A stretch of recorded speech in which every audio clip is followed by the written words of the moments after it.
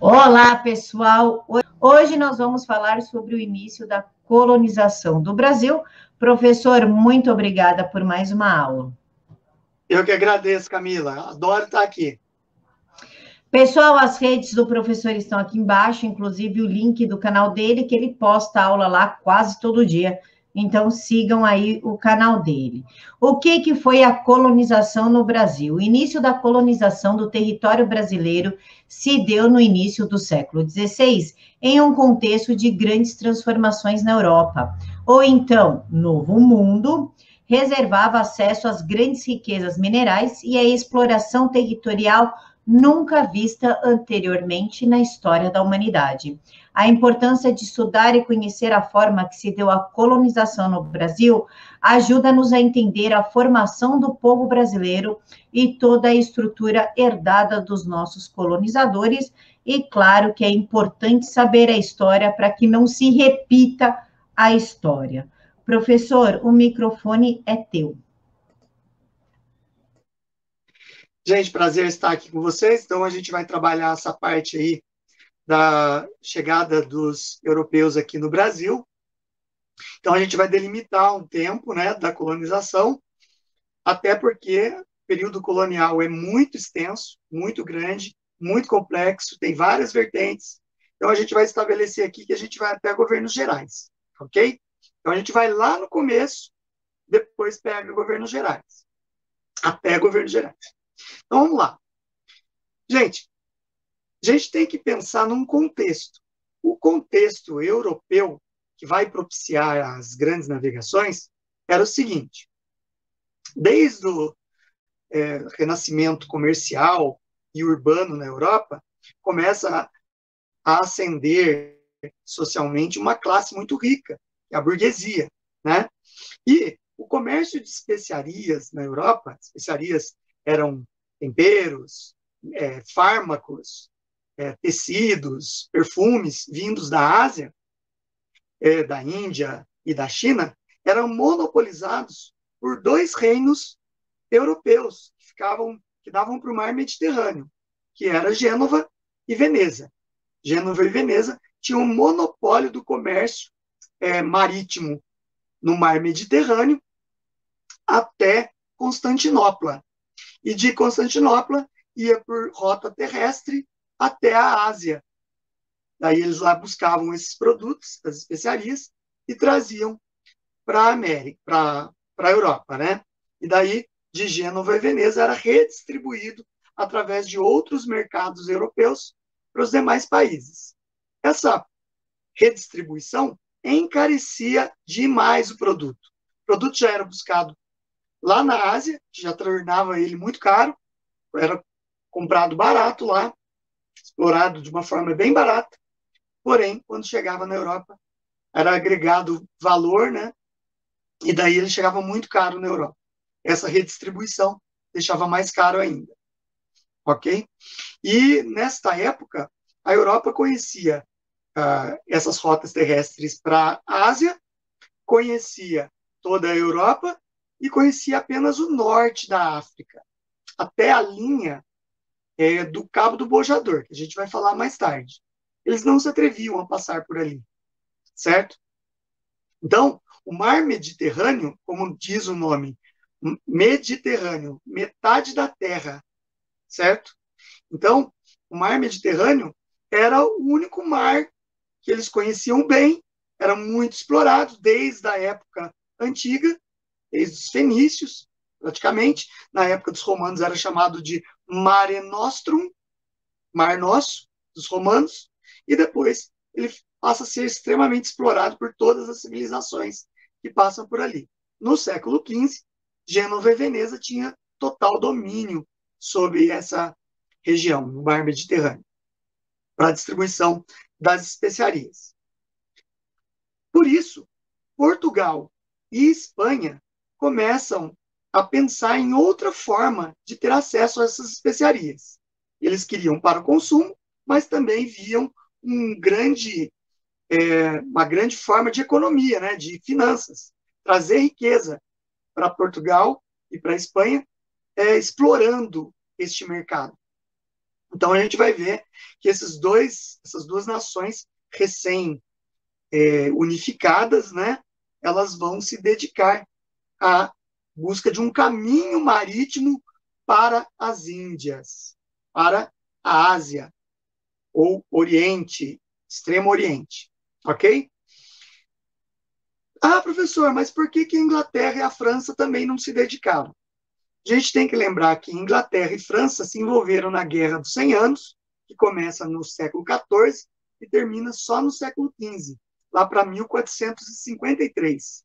Então, eles tiveram grandes prejuízos financeiros, tiveram um morticínio muito grande, e até eles recuperarem disso, eles não se dedicaram às ciências náuticas de longo alcance, e também não tinham ainda grandes recursos financeiros para se dedicar a isso. Então, isso abriu o espaço para que Portugal e Espanha se tornassem as grandes potências marítimas deste período, ok? Então, Portugal já vai começar o seu projeto de navegação a partir de 1400, ok? Em 1415, eles já conseguem expandir a sua navegação ali na entrada do Mar Mediterrâneo, que dá para o Oceano Atlântico, conquistando a cidade de Ceuta. A cidade de Ceuta, em 1415, era a entrada do Mediterrâneo, ou a saída do Mediterrâneo, de produtos. Conquistando Ceuta, eles tinham um grande porto ali, que para qualquer navio de qualquer bandeira levar produtos, tinha que aportar ali para reabastecimento de víveres, de troca de marinheiros, convocação de novos marinheiros e tudo mais. Então, eles tinham que pagar imposto para Portugal. Logicamente, eles vão usar Ceuta para financiar o projeto de navegação deles. Mas qual era o projeto de navegação português? Era chamado de Périplo Africano. Périplo é uma palavra que significa volta. Então, era a volta no continente africano. Eles conheciam o continente até o deserto do Saara. Abaixo do deserto do Saara, eles não conheciam nada por terra.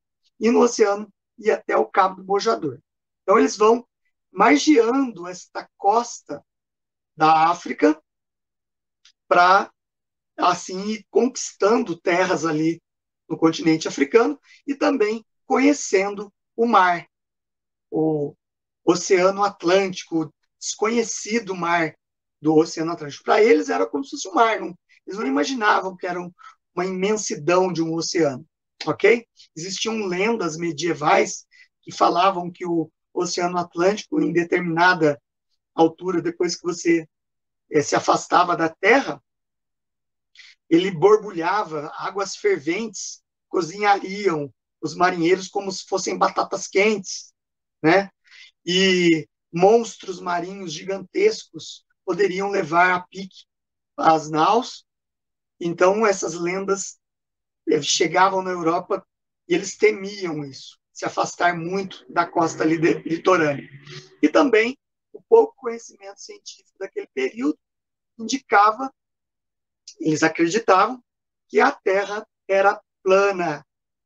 Então, se eles se afastassem demais do continente, provavelmente eles cairiam na imensidão do vácuo, do vazio, certo? Eram lendas e também pouco conhecimento científico daquela região. Então, a partir da conquista de Ceuta, no norte da África, ali na entrada do Mediterrâneo, Portugal já tem um financiamento para o périplo africano, dinheiro entrando em caixa. Então, em 1417, o infante, o príncipe Dom Henrique, filho do rei Dom, acho que é Dom Manuel, não, Dom Manuel é da época da colonização. Então, filho do rei Henrique I de Portugal, ele vai instituir a Escola de Sagres. É uma cidade no sul do território português, e essa Escola de Sagres fica num castelo, num palácio do rei, que era uma residência de verão, e ali o infante, a gente chama de infante porque ele era ainda muito novo, não tinha ainda 18 anos, ele vai estabelecer essa escola de Sagres, onde vários conhecedores, viajantes, estudiosos, aventureiros, inventores vão se encontrar nessa escola e vão debater as melhores tecnologias, as melhores chances, os conhecimentos, vão trocar esses conhecimentos. A escola de Sagres acaba dando frutos importantes para as navegações portuguesas. Na escola de Sagres, eles começam a usar a pólvora, que era uma descoberta chinesa, que foi trazida para a Europa. Então, a adaptação de canhões em navios passa a ser uma tecnologia, e o uso da pólvora para detonar esses canhões, certo? Então, isso é um avanço tecnológico, colocar os canhões dentro de navios. Equipamentos de navegação, como o astrolábio, a bússola, eles começam a desenvolver isso para navios, certo? E Portugal, através da escola de Sagres, desenvolve as caravelas. Antes das caravelas existiam as naus muito grandes, que eram os galeões, que eram navios pesados, muito grandes, e que, para movimentação na costa, eram muito lentos. Caso eles encontrassem navios inimigos, para eles fazerem uma manobra, era trabalhoso e demorado. Então, eles precisavam desenvolver navios mais ágeis, que cabiam menos carga, porém, eram muito mais ágeis. Isso, para a navegação próxima da costa, era excelente. Então, eles desenvolveram as caravelas, que tinham um sistema de velas muito mais eficiente e mais rápido quanto à mudança de ventos. Os galeões, quando mudavam o vento, até você mudar todas as velas do galeão, o vento já tinha passado, estava em calmaria novamente. Então, o galeão ficava parado. As caravelas não, você alternava a posição da vela com uma facilidade muito grande. Isso dava agilidade para esse navio. Então, eles vão partir para explorar mais aquelas regiões ali próximas do litoral africano. Eles vão encontrar, em 1418, a Ilha da Madeira, essa Ilha da Madeira, logo em seguida, Açores e Cabo Verde. Essas 3 ilhas vão ser usadas como laboratório para experiências náuticas dos portugueses, como formação de feitorias, por exemplo. Então, ali eles vão testar o que eram as feitorias, né? Feitorias eram galpões construídas com madeira do lugar para armazenamento de produtos que eles fossem encontrando. Produtos que eu digo são ervas medicinais, produtos lucrativos, como o pau-brasil, e essas coisas que eles fossem encontrando, tá? Então, eles vão armazenando nesses lugares, deixavam uma escolta armada, tomando conta, e partiam para as navegações. Então, ficava um entreposto ali, nessas feitorias, né? Então, eles chegam em 1434 naquele ponto de limite, que é o Cabo do Bojador. Em 1434, o navegador português Gil Eanes, ele atravessa o Cabo do Bojador. É um cabo costeiro do continente africano, onde corriam lendas, que ali começava o Mar Bravio, que ali era o fim do mundo, era o começo do fim do mundo plano, que eles iriam cair no abismo, e o Gil Eanes provou o contrário. Ele ultrapassou o Cabo do Bojador. Tem um poeta português, que é o Fernando Pessoa, que nasceu em 1888 e morreu em 1935, que fez uma poesia chamada Mar Português, é um clássico, poesia clássica, sobre a época das grandes navegações. Lógico, 3 séculos depois, mas que transmite muito bem o sentimento daquelas pessoas que saíam para as grandes navegações. Imagina, eles estavam saindo para o desconhecido. Passar anos, décadas no mar, certo? Deixar esposa, filhos, noivas em terra. Então, era rumar ao desconhecido. Então, o Fernando Pessoa fez essa poesia, eu vou ler aqui para vocês, porque ela representa muito esse sentimento do navegador português, das tripulações que saíam para essas navegações. Então, vamos lá. Mar Português. Ó mar salgado, quanto do teu sal são lágrimas de Portugal. Por te cruzarmos, quantas mães choraram, quantos filhos em vão rezaram, quantas noivas ficaram por casar, para que fosses nosso, ó mar. Valeu a pena? Tudo vale a pena se a alma não é pequena. Quem quer passar além do bojador, tem que passar além da dor. Deus ao mar o perigo e o abismo deu, mas nele é que se espelhou o céu.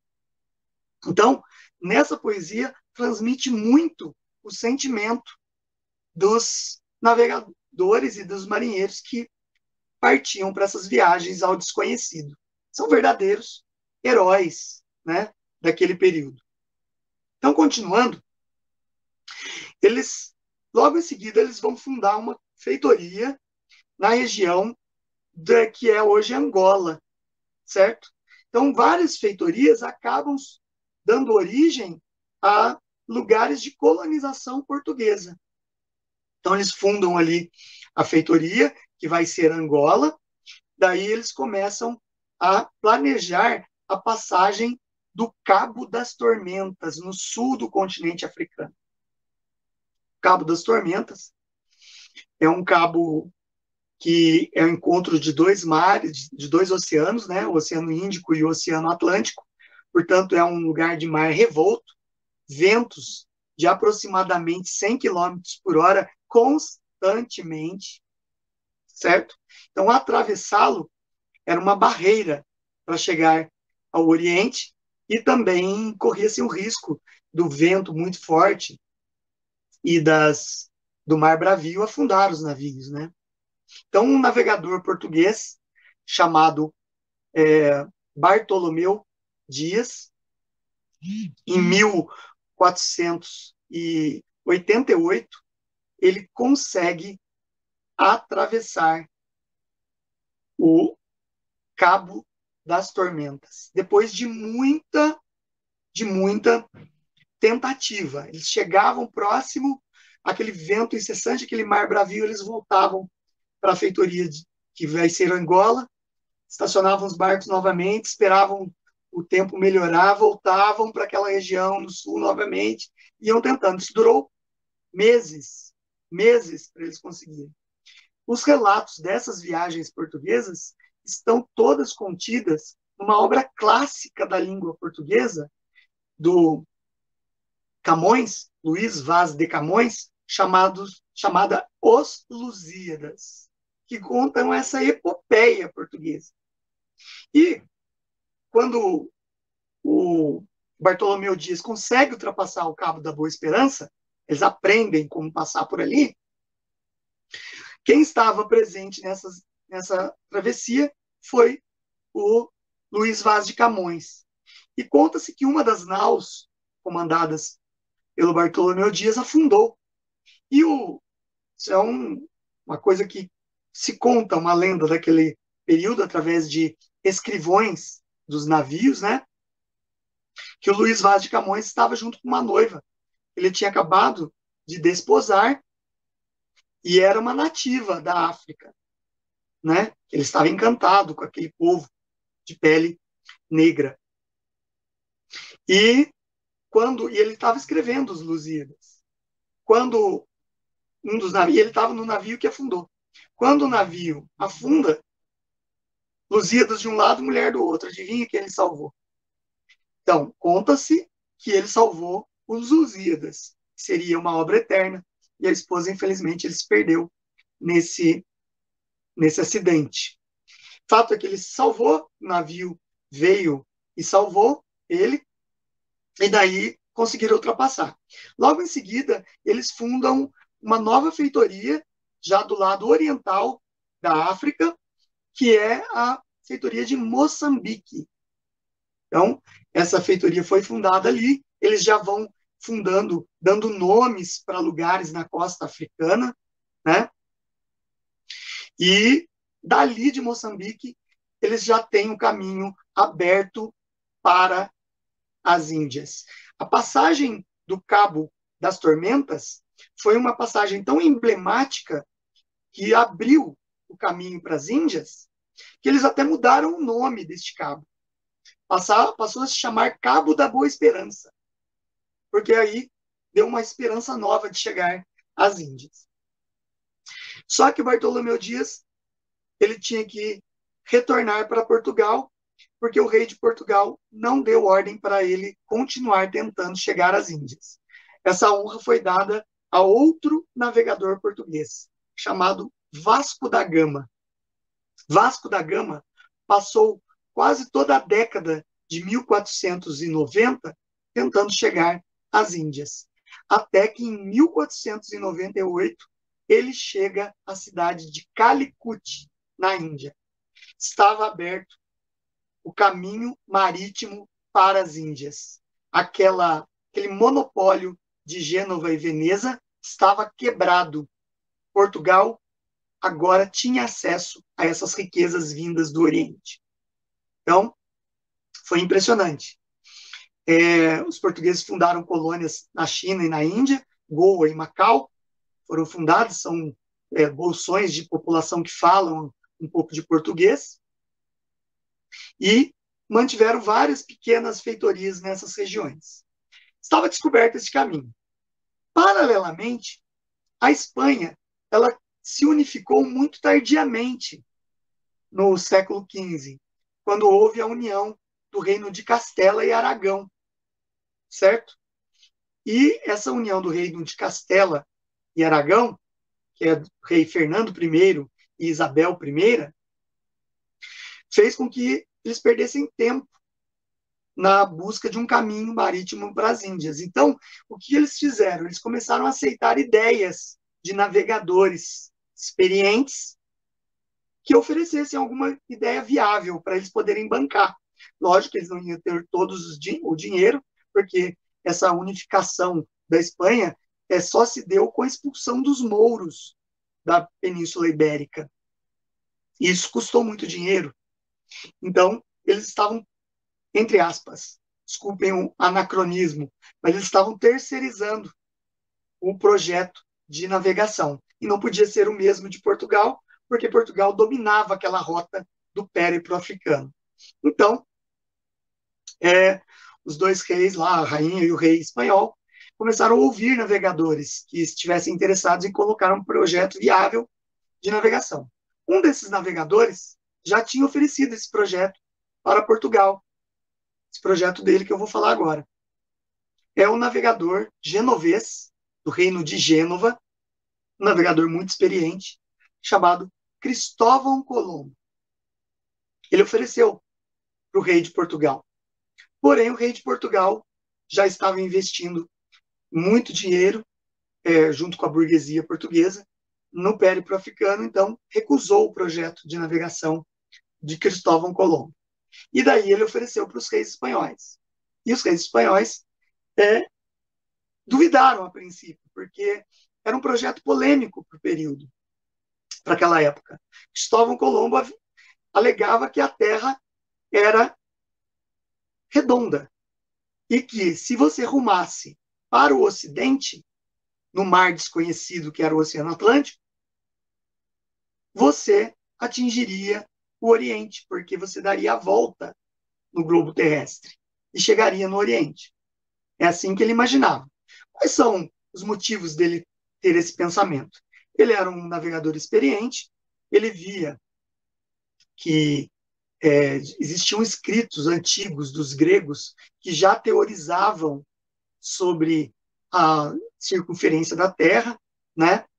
Ele, através de métodos de observação, ele via quando o navio ia rumo ao horizonte, à medida que ele ia se afastando, ia sumindo o casco e depois ia sumindo o mastro e as velas, né?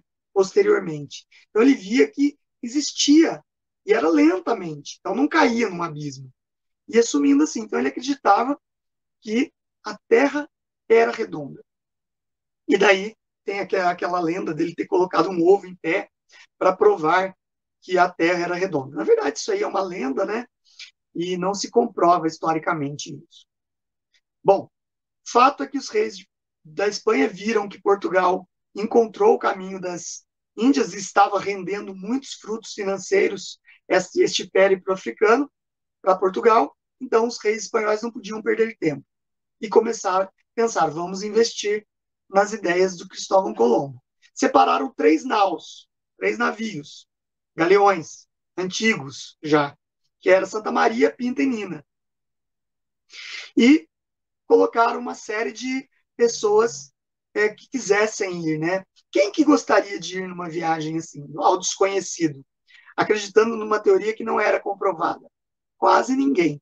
Porém, o rei da Espanha ofereceu perdão de dívidas para pessoas que tinham dívidas com a coroa, perdão de crimes leves para quem quisesse ir, como roubo, essas coisas tinham perdão se fosse como tripulação. Tá? Então, várias pessoas de índole um pouco duvidosa acabaram indo na viagem com Colombo. Então, Colombo rumou e essa viagem foi complicada porque eles não tinham lugar para se reabastecer de víveres. Nesta época, tinha uma doença que afetava marinheiro que ficava muito tempo sem consumir frutas e legumes e verduras frescas, né?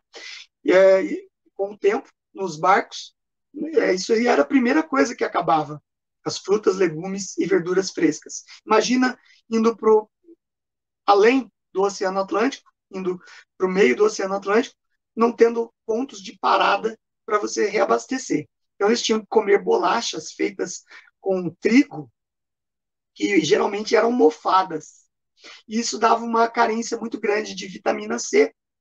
E a vitamina C, quando chega em níveis baixíssimos, extremos, essa carência, acaba causando febre alta e feridas pelo corpo, e a pessoa acaba morrendo, né, de deficiência dessa vitamina. E logo, aquele povo muito místico, muito religioso, achava que era demônio que a pessoa tinha, né? E pumba, o cara no mar, para se livrar daquele demônio, né? Então, era um risco a se correr. Neste caminho, o Cristóvão Colombo, ele acaba tendo vários motins a bordo, né? Tentativas de tomar o poder das naus. Fato é que quando eles estavam chegando já na América, né, ele não sabia que estava chegando, estava tendo um motim. Só que daí eles começaram a ver sinais de terra. Aves circundando os mastros dos navios e vegetação boiando na água, com pedaços de troncos de árvore. Isso fez com que eles vissem que existiam vestígios de terra. E daí a população deu mais um voto de confiança, apesar de já ter um motim programado para tomar o navio, e finalmente eles avistaram a terra. Chegaram numa ilha do Caribe, São Salvador, que foi batizada a ilha por Cristóvão Colombo. Tá? Ele estava chegando num novo continente, né? Apesar de chegar numa ilha, estava chegando num dos territórios da América. A América só vai ter o nome de América mais tarde, quando o navegador italiano Américo Vespúcio ele vai fazer uma exploração além das ilhas do Caribe e vai encontrar o continente, e daí ele vai falar que se tratava de um continente. Daí, em homenagem a Américo Vespúcio, se dá o nome de América ao continente, certo? Isso foi em 1492. Descobriu um território com nativos. Daí, aqueles nativos, Colombo dá o nome de índios, porque ele achou que tinha chegado nas Índias, certo? Habitante da Índia é índio.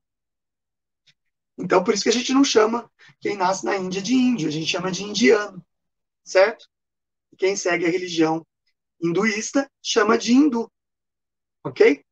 Bom, então, ele começa lá a colonização espanhola, em 1492. Vamos fazer aí um paralelo com a navegação portuguesa. Vasco da Gama só conseguiu chegar em Calicut, nas Índias, em 1498. Então, ainda Portugal estava tirando lucro das viagens de territórios beirando a África. Ainda não tinha chegado em 1492 nas Índias. E, de repente, Colombo chega num território novo e descobre que lá não era a Índia. Com o tempo descobre que não era. E daí começam a chamar esse novo território de Novo Mundo, porque tinham habitantes nativos, os índios, né, que eles desconheciam e tudo mais, então eles chamam de Novo Mundo. Riquezas na América Central já são encontradas. A colonização espanhola já encontra rapidamente ouro, prata. Os índios da América Central, muitos já conheciam esses metais preciosos. Isso já acende um radar de lucro dos portugueses. Fala, bom, a gente está buscando especiarias, eles estão encontrando ouro. E daí Portugal começa a exigir um tratado com a Espanha. Por quê? Porque os dois países estavam dominando os mares, né? Então ele começa a exigir um tratado. Em 1493, um ano depois de Cristóvão Colombo chegar na América,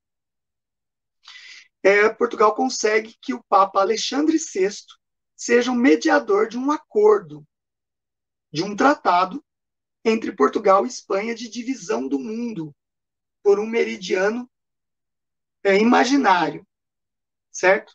Então, Alexandre VI, ele propõe uma linha divisória, meridiano, de norte a sul, a partir de 100 léguas a oeste das ilhas de Cabo Verde. Esse tratado foi chamado de Tratado da Bula Intercetera, certo? Só que os navegadores portugueses eram extremamente habilidosos e navegaram até 100 léguas depois. Isso é provável, tá? Não existe um documento provando. O fato é que um ano depois, em 1494, Portugal recusou a bula Intercetera e exigiu um novo tratado. É lógico que eles mandaram navegações espionarem 100 léguas depois das ilhas de Cabo Verde. Não se tem uma prova documental. Mas para eles recusarem esse tratado e exigirem um novo tratado, que se chamou Tratado de Tordesilhas, em 1494, comprova que eles já tinham feito uma prospecção e descobriram que 100 léguas a oeste das ilhas de Cabo Verde não caía em terra aquele meridiano. Estava dividindo o oceano, não estava dividindo terra. E Portugal tinha interesse em ter terras na América, no Novo Mundo. Certo? Então, o Papa Alexandre VI reúne, faz o Tratado de Tordesilhas e muda apenas um ponto do antigo Tratado da Bula Intercetera. O Tratado de Tordesilhas vai estipular que uma linha divisória, um meridiano divisório, seria traçado a partir de 370 léguas a oeste das ilhas de Cabo Verde. Certo? Então, Portugal acaba aceitando, sem conhecer o que tinha 370 léguas. Porém, no século XIX, encontraram numa torre de um castelo lá em Portugal, que é a chamada Torre do Tombo, que hoje é um museu, um documento, que é uma carta de navegação secreta daquela época, que se chamava Esmeraldo de Cito Orbis. Esmeraldo de Cito Orbis. Essa carta foi escrita por um navegador que vai passar pelo Brasil, chamado Duarte Pacheco. Duarte Pacheco, ele escreve essa carta a partir de 1496, vejam, 2 anos depois do Tratado de Tordesilhas, e ele, em 1498, durante os relatos de bordo dessa carta, ele relata a região norte e nordeste do Brasil. desde a foz do rio Amazonas até Cabo de Santo Agostinho, se eu não me engano, é no Pernambuco. Então, vocês veem que ele já mapeia aquela região e descreve numa carta de 1498, que faz parte de um conjunto de cartas chamada Esmeraldo de Cito Orbis. Isso aí prova que Portugal sabia que o Tratado de Tordesilhas dava terra no Tratado de Tordesilhas dava terra para Portugal, certo? Então, eles foram com a segurança em 1500 oficializar a posse dessas terras, porque o Duarte Pacheco já tinha visto, certo? Então, em 1500, parte para uma viagem para as Índias, o comandante de uma esquadra com 13 navios, que é o Pedro Álvares Cabral. Ele parte de Portugal com destino às Índias, mas antes ele tinha que desviar a sua rota do périplo africano e rumar a 370 léguas das ilhas de Cabo Verde e chegar para tomar posse das terras. Eu sei que muita gente aprendeu, muita gente está aí na faixa dos seus 40 e até mais, aprendeu que na escola que houve uma tormenta no mar e daí Cabral perdeu-se do caminho e acabou parando no Brasil. Isso não é real, porque a carta do escrivão da viagem do Pedro Álvares Cabral, escrivão chamado Pero Vaz de Caminha, escreveu a Carta de Caminha, ele descreve toda a viagem e a chegada na região que é o Brasil. Ele não demonstra surpresa. Ele fica maravilhado com o que ele vê. Mas é como se estivesse seguindo já um plano pré-estabelecido. Ok? É considerada a certidão de nascimento do Brasil, a Carta de Pero Vaz de Caminha. Então, Cabral chega na costa da Bahia, né? Bahia de Todos os Santos, nas vésperas da Páscoa, 22 de abril. Era o dia de Páscoa. Ele chega no dia 21 e no dia 22 ele aporta, dia da Páscoa, porque ele vê um monte próximo chamado, e ele batiza de Monte Pascoal, por causa dessa época de Páscoa. E daí ele aporta lá, e lá eles têm o primeiro contato com os nativos, que estavam impressionados com aqueles navios próximos, e eles chegam de botes e vão recebê-los na praia, os nativos, né? Cabral, ele tem uma recepção amistosa dos nativos, existe uma tentativa de conversação, é lógico que um não entende o idioma do outro, mas eles tentam trocar ali ideias. Cabral acaba presenteando eles com algumas artefatos sem muito valor para os portugueses, como espelhos e miçangas. Logo, a escola doutrinária esquerdista no Brasil fala que Índia é tudo um bando de idiota por causa de aceitar coisas sem valor. Isso é uma mentira, é uma distorção da história. Imaginem você distribuir facas, espelhos e alguns enfeites mais elaborados da Europa, entregues aos nativos, que eles não tinham essa tecnologia. Para eles era uma coisa nova, era uma coisa importante, era uma coisa nunca vista. A imagem, eles viam a imagem deles mesmos no reflexo na água de um lago, né? Nunca eles viam o reflexo deles na mão, segurando um espelho. Então aquilo era uma nova tecnologia. Eles não eram bobos. Eles viam a importância naquilo. Então, os portugueses fizeram muitas trocas com eles ali, viram que tinha pau-brasil naquela região, e daí, logo no final de tarde, o Cabral, que era o comandante da expedição, vai mandar o frei, toda esquadra tinha um religioso, um frei, que é o Frei Henrique de Coimbra, celebrar a primeira missa no Brasil. Eles fazem uma cruz de madeira, pegam madeira da floresta e trabalham aquela madeira rapidamente e fazem uma cruz, fazem um pequeno altar e celebram a primeira missa no Brasil, em território brasileiro, certo? Naquele período, o Brasil ainda não tinha nome, né? Cabral ainda não tinha estipulado o nome. Ele na carta de Pero Vaz de Caminha, fala das terras, que tinha uma abundância de águas, florestas imensas, que naquela terra tudo que se plantar dá, porque tinha uma quantidade enorme de frutas que os nativos ofereceram, né? Então eles estavam embasbacados com tanta imensidão ali. E acreditavam que dali dava para tirar grandes riquezas. Apesar que a carta demonstra logo de início que não encontraram ouro e prata, e os índios brasileiros não conheciam esse metal ainda, não trabalhavam esse metal, até podiam conhecer, mas não trabalhavam esse metal. O índio brasileiro estava em estado paleolítico ainda de desenvolvimento humano, certo? Ou seja, só tinha uma tribo no Brasil que dominava a agricultura.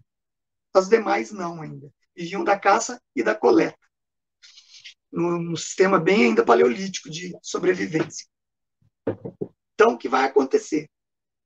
Cabral vai passar 2 semanas no Brasil e depois vai abastecer o navio de víveres, né, frescos, e vai rumar para continuar a sua trajetória, o seu plano de viagem que já era planejado desde a saída de Portugal, que era ir para as Índias fazer comércio lá, certo?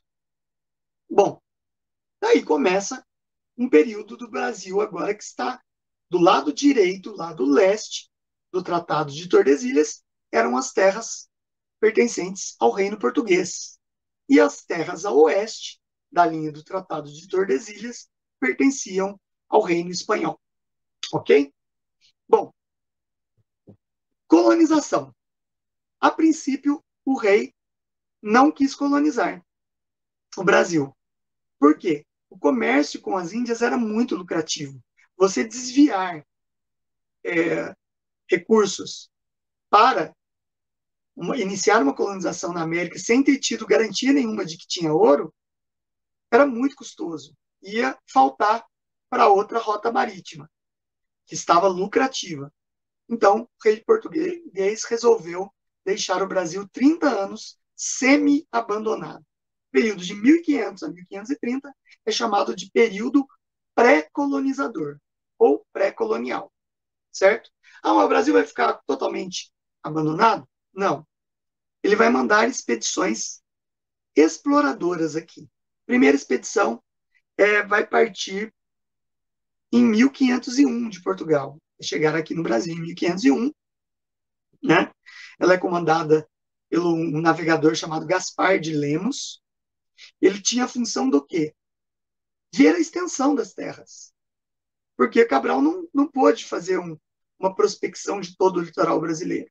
Então, Gaspar de Lemos ele vai fazer uma prospecção do litoral, vai mapear, identificando pontos de referência na costa litorânea brasileira, cartógrafos iam junto, né, e iam registrando, além do diário de bordo, também em mapas cartográficos, certo? Então, essa era a função da viagem do Gaspar de Lemos. O Gaspar de Lemos ele também tem contato com os índios. Ele, a princípio, antes dele fazer toda essa prospecção, acredita-se que ele tenha dado o nome de Ilha de Vera Cruz para o Brasil. Mas o rei de Portugal depois foi avisado que, logo em seguida, foi avisado que se tratava de uma grande quantidade de terras, daí mudou para a Terra de Santa Cruz. Também, rapidamente, se mudou o nome porque eles viram que tinha muita, mas muita quantidade de uma madeira de cor avermelhada, chamada de pau-brasil. Essa madeira cor de brasa acabou dando origem ao nome Brasil, certo? Então, eles optaram por esse nome devido à riqueza. Tá? Ainda não estava sendo colonizado, então era um nome muito mais fácil ligar aquelas terras à riqueza que eles estavam interessados no litoral brasileiro, certo? Gaspar de Lemos leva essas notícias lá para o rei de Portugal, e daí a gente tem a expedição do Gonçalo Coelho, de 1503. Essa expedição não é bancada pelo rei de Portugal. Como existia uma aliança entre o rei e a burguesia entrava com o poder econômico e o rei entrava com o poder político. Agora, essa expedição de 1503, do Gonçalo Coelho, era uma expedição privada. Ela vai estabelecer feitorias na costa litorânea brasileira, vai fazer o escambo com os índios, que é a troca de objetos, em troca do trabalho do indígena, certo? Não é ainda uma escravidão, está sendo trocado. O índio está trabalhando porque quer aquela troca. Isso é chamado de escambo, materiais in natura sendo trocados, ok? E também estabeleceu o estanco. O que era o estanco? Estanco é a palavra que os portugueses usavam para, vamos causar mais um anacronismo aqui, terceirizar a exploração do pau-brasil. Ou seja, um nobre ou um burguês português que quisesse explorar pau-brasil comprava a carta de estanco, passava a ser um estanqueiro do Reino de Portugal. E daí ele poderia explorar a extração, o transporte e o comércio de pau-brasil na Europa. Isso é chamado de estanco. Um dos estanqueiros mais famosos foi Fernando de Noronha, que usou a ilha que dá nome, que tem o seu nome, Fernando de Noronha, como um posto avançado para levar pau-brasil para a Europa. Então, era um comércio ainda muito incipiente de pau-brasil. Feitorias foram montadas, alguns degredados que vinham nas naus, que eram pessoas que tinham cometido crimes lá na Europa, acabavam sendo deixadas aqui para...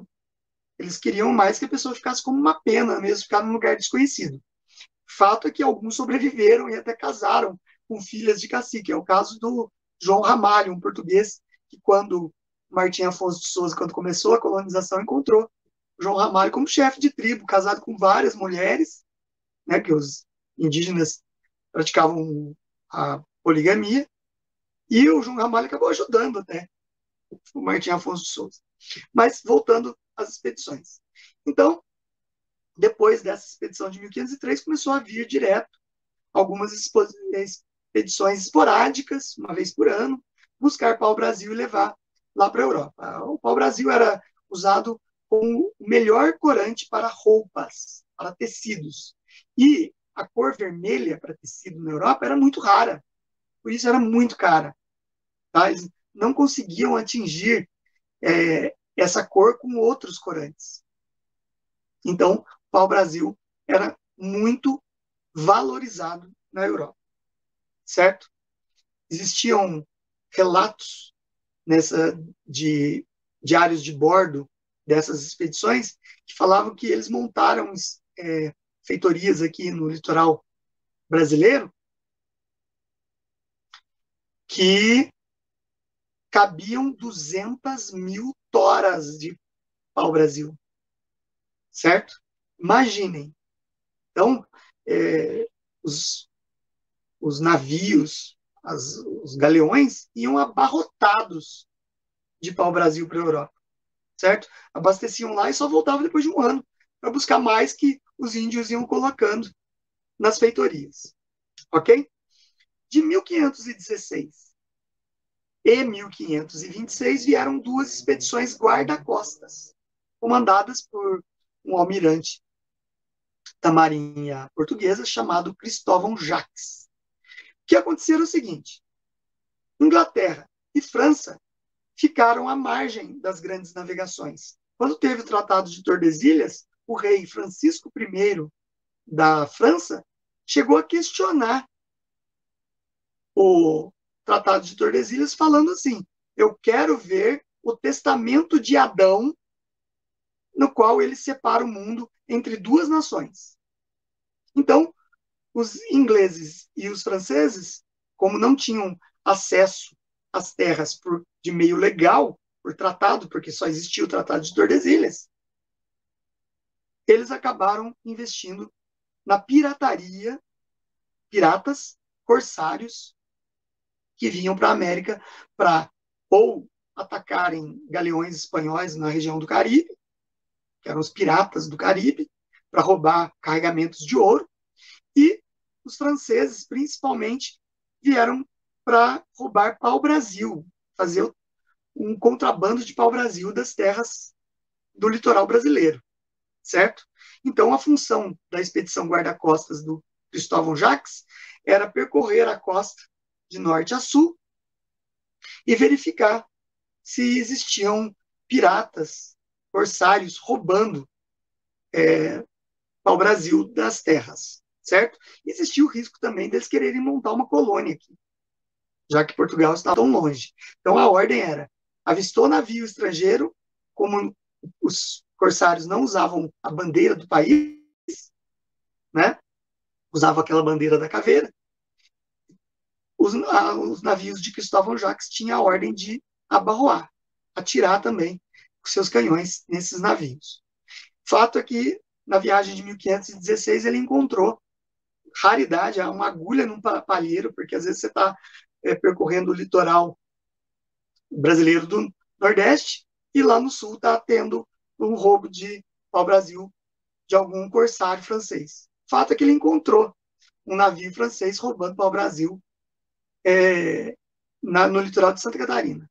E daí ele abarroou e conseguiu avariar esse navio, e muitos marinheiros franceses acabaram mortos e caíram ao mar e morreram afogados também e tudo mais. Alguns nadaram em terra, mas mesmo assim conseguiu desfazer desse navio francês. E isso está relatado no Diário de Bordo também, que é um documento histórico das viagens do Cristóvão Jacques. Em 1526 ele volta, faz de novo uma viagem no litoral para ver se tem alguém roubando. E volta para Portugal.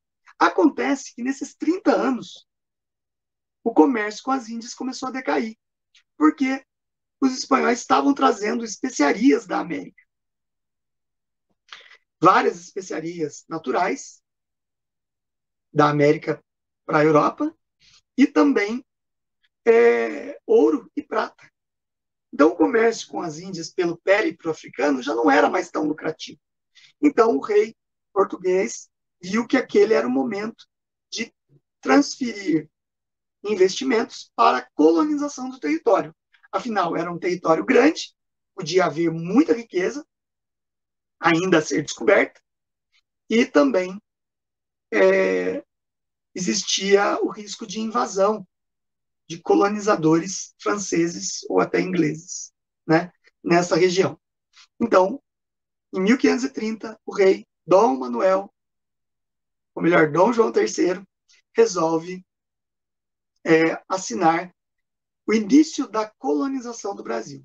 Foi montada daí uma expedição comandada por Martim Afonso de Souza, nobre e navegador português, com a missão de vir no Brasil iniciar o projeto colonizador, certo? Então, o Martim Afonso de Souza, ele vai desembarcar na região de São Vicente, no litoral de São Paulo, e ali ele vai deixar os colonos. Quem eram os colonos? Degradados, que na época eram chamados de desterrados. Eram criminosos lá na Europa. Deviam para a coroa portuguesa, tinham assassinado alguém, tinham roubado, e ele trouxe para iniciar a colonização. Ensina-se muito errado no passado essa história, porque falar o Brasil não deu certo porque começou com gente assim. Isso não é muito real, porque a Austrália foi colonizada pela Inglaterra no século XIX, e eles levaram levas e levas de navios cheios de prisioneiros, bandidos, assassinos, para iniciar a colonização do território australiano. E a gente vê a potência que a Austrália é hoje, certo? Então isso não tem muito a ver, gente, isso aí não tem nada a ver com a realidade do que o Brasil é hoje. Não tem. Parece aqueles piadistas, começou com bandido, tem que dar nisso. Então não é real, tá? Isso aí acaba sendo uma coisa muito errada falar isso. Bom, Martim Afonso de Souza, então, ele distribui as primeiras sesmarias. Sesmarias eram lotes de terra. E o rei Dom João III, ele estipula uma divisão administrativa das terras aqui no Brasil, chamada de capitanias hereditárias. As capitanias hereditárias eram faixas de terra da linha divisória do Tratado de Tordesilhas até o litoral. davam 15 capitanias e foram distribuídas para 12 capitães donatários. O capitão donatário era um nobre português, da pequena nobreza, que muitas vezes ele não queria essas terras, porque, na verdade, o rei português estava terceirizando a colonização, né? Porque o cara que ganhasse a carta de doação, que era o documento dado pelo rei de posse de uma capitania aqui no Brasil, ele teria que investir recursos dele na colonização e na exploração da sua capitania. Então, é uma terceirização. Isso aí, o rei português usou o laboratório da Ilha da Madeira, de Açores e Cabo Verde, onde foi usado o sistema de capitanias hereditárias e deu muito certo.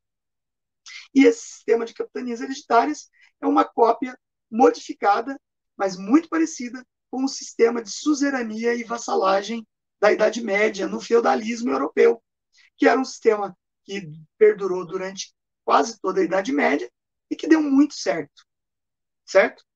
O nobre recebia a carta de doação, tinha que tomar posse de suas terras, explorá-la, pagar os impostos de arrendamento da terra para o rei português, fazer ela dar lucro e colonizar, fundando vilas e cidades, certo? Essa era a ideia. Em 1532, o Martim Afonso de Souza, que foi dono de 2 capitanias aqui no Brasil, fundou a primeira vila do Brasil, que é a Vila de São Vicente, certo?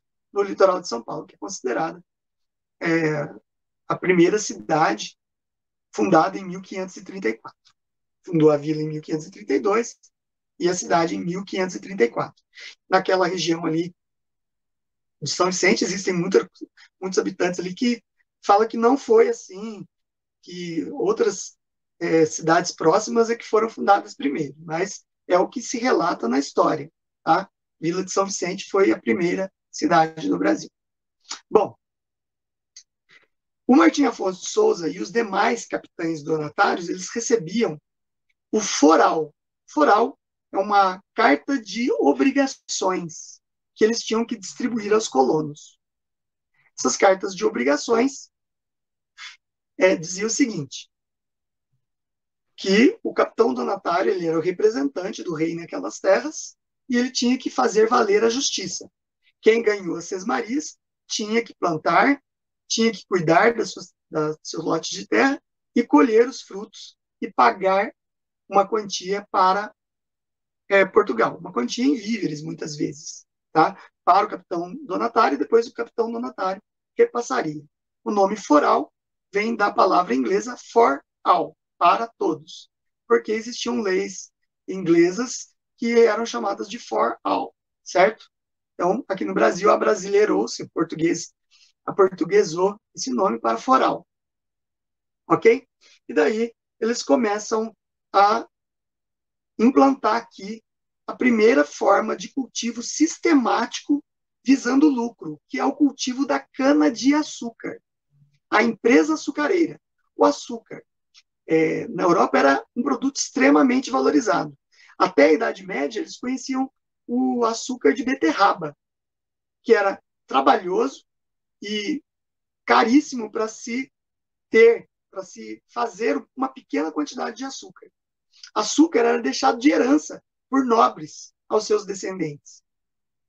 Então, a cana-de-açúcar, que é um vegetal vindo da Ásia, acaba sendo depois conhecido na Europa, através das grandes navegações e das navegações de Gênova e Veneza, e daí eles começam a plantar nas ilhas de Açores, Cabo Verde e Madeira, que dá muito certo, mas ali é menor, são ilhas montanhosas, eles trazem para o Brasil e começam a plantar aqui. Só 2 capitanias hereditárias acabam dando lucro, que é a capitania de São Vicente, no litoral sul do Brasil, sudeste do Brasil, e a capitania de Pernambuco.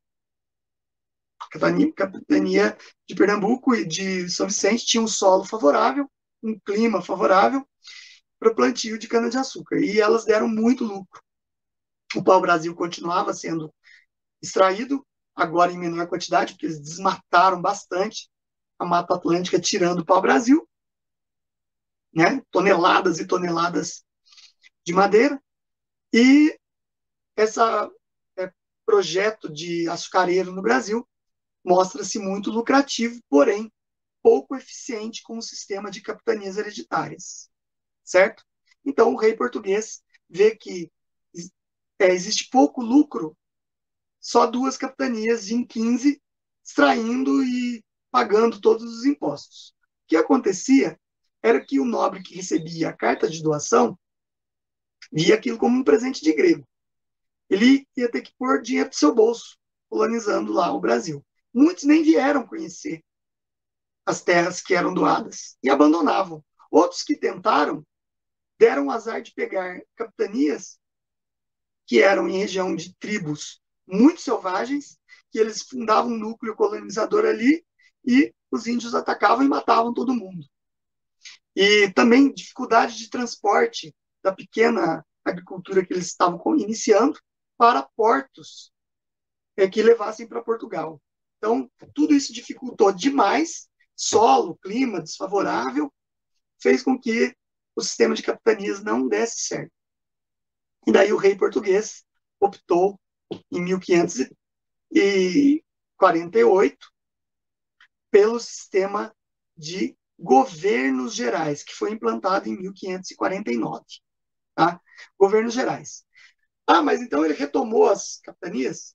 Para que os capitães donatários não amargassem prejuízo, ele foi comprando, o rei de Portugal foi comprando as cartas de doação, os territórios novamente dos seus capitães donatários.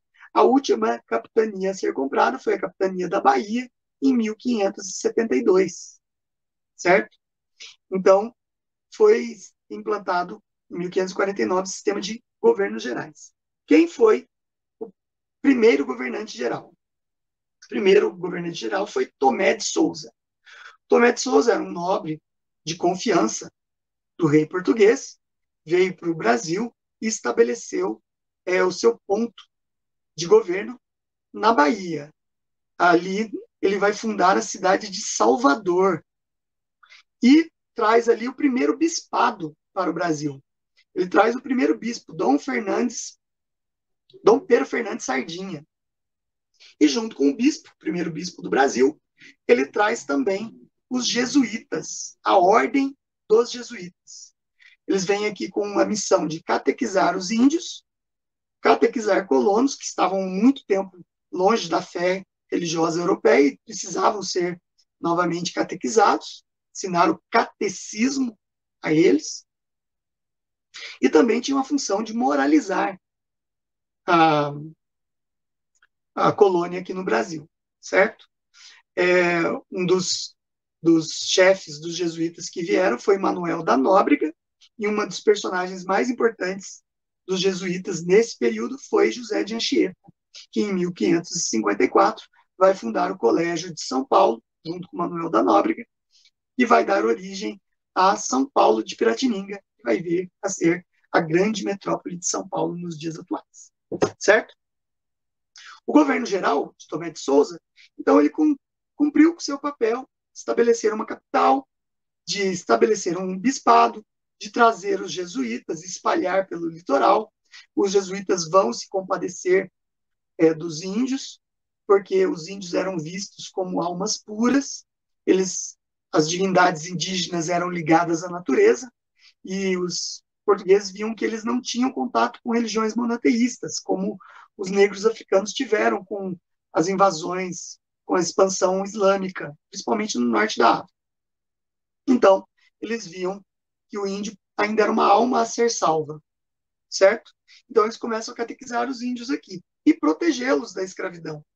Porque depois do escambo, os portugueses começaram a açoitar e caçar o índio mesmo para a escravidão. Essa escravidão não foi muito efetiva, porque o índio não dava lucro extensivo, né? Na história do Brasil, culpou-se muito o índio de ele é preguiçoso, não queria trabalhar. Não é isso. Não era da cultura indígena ser obrigado ao trabalho. Era da cultura indígena ter a sua vida de liberdade, né? De ação, de caça, coleta, e as tribos que praticavam a agricultura praticavam de forma bem primitiva ainda. Então, o índio não era bobo nem nada, conhecia o território, ele facilmente fugia das fazendas. Então, a mão de obra escrava negra que vai chegar a partir do segundo governo geral de Duarte da Costa, ela tinha a vantagem de ser um negócio lucrativo, a escravidão negra, né, que já era usada por tribos na África, tribos que guerreavam entre si de negros, acabavam escravizando a tribo perdedora. Os espanhóis e portugueses que sabiam que eles tinham essas guerras internas, acabavam oferecendo para comprar os índios que eram os índios, os nativos africanos, para escravizá-los aqui na América, certo? Então, aquela ideia de caçar índio na América foi muito pequena na América. Na África, foi muito pequena. Na verdade, já existia esse comércio entre os negros lá na África, certo? E existiu até uma lei, foi criada pelos espanhóis, chamada Lei do Assento. Essa Lei do Assento, você, para buscar negros africanos, você tinha que comprar de tribos lá, certo? Oferecer riquezas para eles em troca de escravos. O comércio do negro como escravo acabou sendo muito lucrativo, porque agregava valor e o negro era visto como um bem precioso. Como estratégia dos portugueses, eles traziam para cá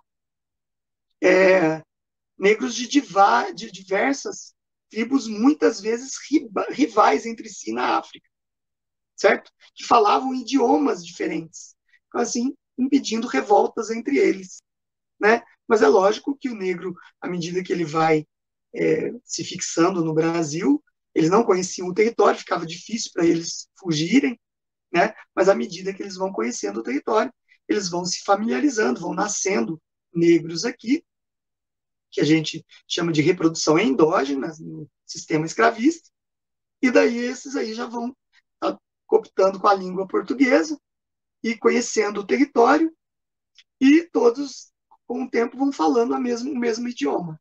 Isso vai ter várias rebeliões aí e formando quilombos de escravos fugitivos. O mais famoso é o Quilombo dos Palmares, que a gente vai tratar em aulas futuras.